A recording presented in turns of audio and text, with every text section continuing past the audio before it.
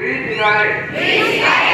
हुक्का e cigarette यांच्या दुष्परिणामांची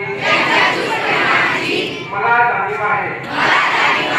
म्हणून मी जन्मभर या व्यसनांपासून दूर राहण्याचा संकल्प करीत आहे. माझे कार्यालय, माझे घर आणि माझा परिसर तंबाखूमुक्त राहावा, तसेच इतरांनी तंबाखूजन्य पदार्थांचा परित्याग करावा यासाठी मी प्रयत्न करेन.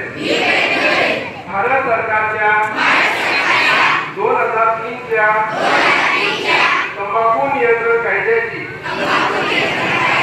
प्रभावी अंमलबजावणी व्हावी यासाठी मी सतत प्रयत्नशील राहील.